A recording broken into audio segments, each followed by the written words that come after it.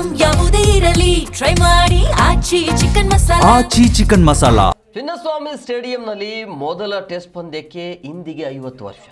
1974ರ November 22ರಂದು ಚಿನ್ನಸ್ವಾಮಿಯಲ್ಲಿ ಮೊದಲ test ಪಂದ್ಯ ಆರಂಭ ಆಗುತ್ತೆ. ಸೊ ಮೊದಲ ಪಂದ್ಯ ನಡೆದು ನವೆಂಬರ್ 22ಕ್ಕೆ 50 ವರ್ಷ ಆಗಿದೆ. ಸೊ ಹಂಗಾಗಿ ಭಾರತ ವರ್ಸಸ್ ವೆಸ್ಟ್ ಇಂಡೀಸ್ ನಡುವೆ ನಡೆದಿರುವಂಥ ಮೊದಲ ಟೆಸ್ಟ್ ಪಂದ್ಯ ಅದು.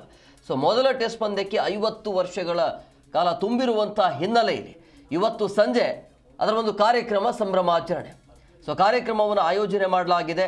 KSCA ವತಿಯಿಂದ 50 ವರ್ಷಗಳ ಸಾಧನೆಯ ಕುರಿತು ಮನರಂಜನೆಯ ಕಾರ್ಯಕ್ರಮ ಇರುತ್ತೆ ಇವತ್ತು.